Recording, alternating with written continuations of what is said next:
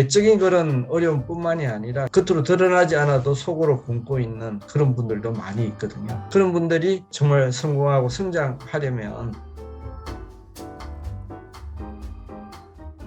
다산의 마지막 시리즈가 이제 이번에 세 번째가 나왔잖아요. 네네. 네, 마지막 질문.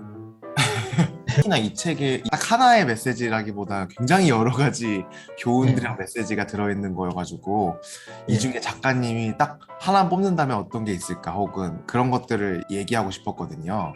내가 소중하다는 걸 알아야 한다 하는 걸 네, 저는 꼭 말씀을 드리고 싶어요.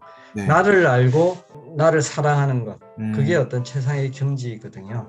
네, 여기서부터 사랑이 이제 올 수 있는 것이니까 나를 알고 나를 사랑하면 모든 일이 잘 될 수 있다. 왜냐하면 나를 아는 거는 나의 장점도 알지만 나의 부족한 점도 아는 거죠. 나의 부족한 점을 알게 되면 그 다음에는 나를 사랑하면 내가 부족한 걸 그냥 놔두면 나를 사랑하는 게 아니죠. 어떻게 보면 경솔하고 나는 이런 점이 나는 부족한데 내 어떤 그 가치를 높이기 위해서 무엇을 해야 하고 그 어떻게 노력해야 할까 그걸 생각하는 게 나를 사랑하는 것이거든요. 네, 내가 부족한 상태로 그냥 있는 것이 아니라 내가 이런 사람이 되어야겠다. 그 이상적인 나로 갈 수 있는 게 바로 나를 알고 나를 사랑하는 것이에요. 일단 나를 알고 나를 사랑하면 그거 뭐 누가 나를 도와서가 아니라 정말 운이 좋아서가 아니라 내가 자연히 나를 발전시키고 나를 성장시킬 수 있기 때문에 내가 원하는 쪽으로 다가갈 수 있는 거죠.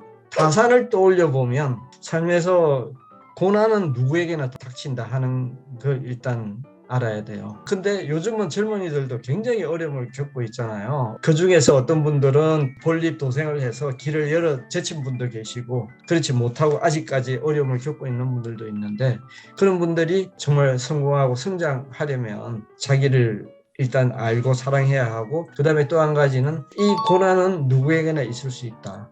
정말 내가 존경하는 어떤 분들이나 아니면 대단해 보이는 분이야 하고 했던 분들도 사실은 그분이 정말 겪고 있는 그건 누구도 모르는 거예요. 네, 그러니까 뭐 어떤 외적인 그런 어려움뿐만이 아니라 굉장히 이제 겉으로 드러나지 않아도 속으로 굶고 있는 그런 분들도 많이 있거든요. 네, 다산 같은 경우가 사실은 그랬잖아요. 39세 때 형조 참의에 올랐어요. 정조의 사랑을 받으면서. 그때 정조가 어떻게 이야기했냐면 형조 판서가 이제 나이가 많으니까 네가 대행을 해라 이렇게 명령을 했어요. 그게 뭐냐면 네가 나이가 어려서 음, 아직 그 남들 눈치도 있고 하니까 바로 장관을 시켜주지는 못하지만 너는 장관을 얼마든지 할 수 있으니까 대행이라는 딱지가 붙었지만 이제 해라. 그러고 조금 있다가 네가 장관 역할을 하면 되지 않겠냐 하는 그 이야기거든요. 네, 그만큼 인정을 받았던 사람이에요. 요즘도 뭐 30대 후반에 장관이 된다 하는 건 꿈도 꾸기 어려운 이제 그런 건데 지금보다 훨씬 더 권위적이고 한 그 시대에 벌써 그렇게 갔다는 것은 인생 최고의 어떤 그 순간을 구가했던 거잖아요. 가장 큰 순간을 구하던 그 상황에서 18년간의 어떤 기양이라는 급전직하를 할 줄은 본인도 몰랐을 거고 아마 누구도 잘 몰랐을 거예요. 그러니까 아무리 잘 나가는 인생도 그런 어려움이 닥칠 수가 있거든요.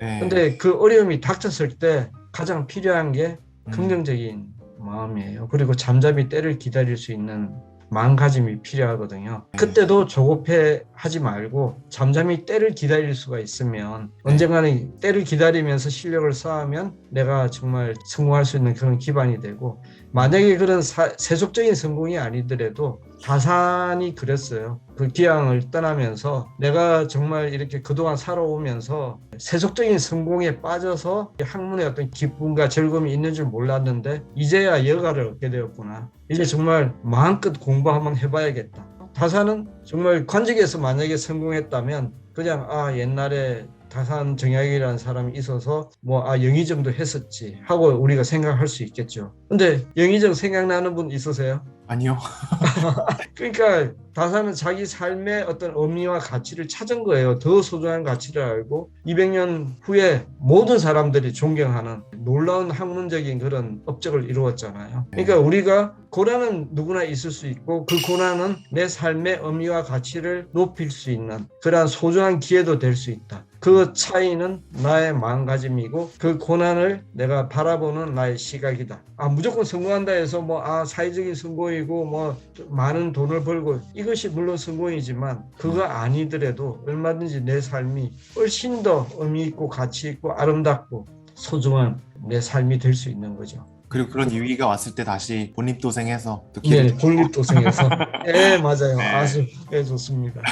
진짜 맞는 것 같아요. 제가 작가님 이야기를 들으면서 네. 먼저 이제 자기를 알아야 되고 사랑할 줄 알아야 되고 그리고 그런 위기가 왔을 때 그거를 누구에게나 그런 일이 있을 수 있다는 거를 알고 네. 긍정적인 마인드로 헤쳐나가야 되는 건데 제 책의 프롤로그 네. 앞부분에 제가 굉장히 힘든 시기를 겪고 있을 때 이제 바닷가에 가서 이제 저에게 물음을 던지거든요. 네네. 그러면서 그때 너는 왜 힘드니? 뭐가 되고 싶니? 너의 꿈은 뭐니? 어떻게 하고 싶니? 이런 것들을 막 물어보면서 저에 네. 대해서 알아갔고 그때부터 네. 제가 그 힘든 과정들을 이겨낼 수 있었던 뭔가 제가 원하는 걸 이렇게 찾게 된 방법이었거든요. 네네. 근데 방금 말씀해 주시는데 그 생각이 굉장히 많이 나네요. 그래서 사실 그것도 자기를 사랑하기 때문에 그럴 수 예, 있는 그렇죠. 예. 이 책의 마지막 질문이라고 돼 있잖아요. 그런 질문들이 제 인생을 잘 풀리게 해준 것 같아가지고 어떻게 연결점이 있는 것 같아서 재밌는 것 같아요.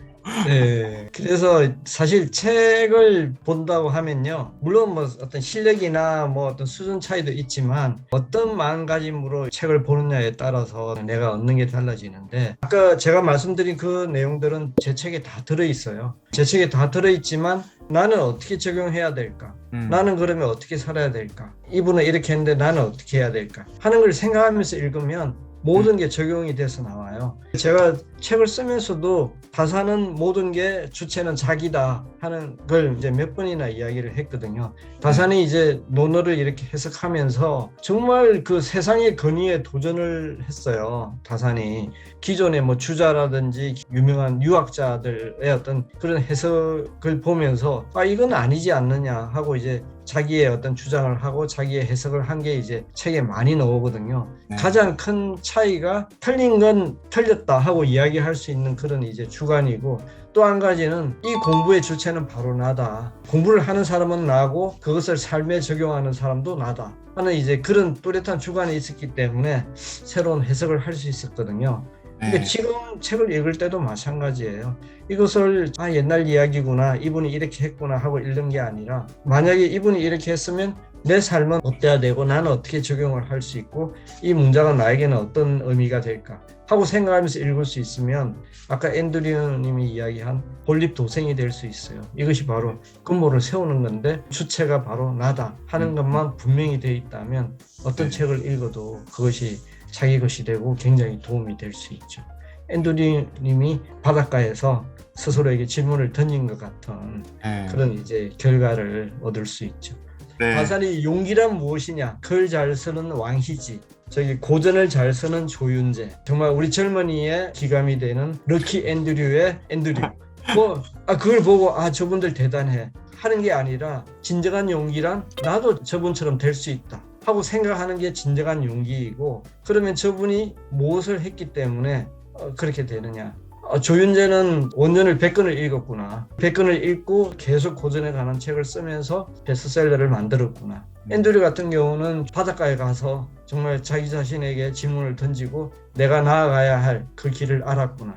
그러면 나도 나에게 정말 그러한 어떤 근본을 탄탄히 할 수 있는 그런 역할을 하고 과감하게 도전을 하자. 그런데 그 대신 한 걸음에 되는 건 아닌가 보다. 한 걸음 한 걸음 이렇게 꾸준히 쌓아 나가면 나도 될 수 있다 하는 게 바로 진정한 용기다 하고 다산이 여의당 전서에 보면 그게 나와요. 그게 어디에 나오는지는 제가 기억이 안 나요. 세 권을 썼기 때문에.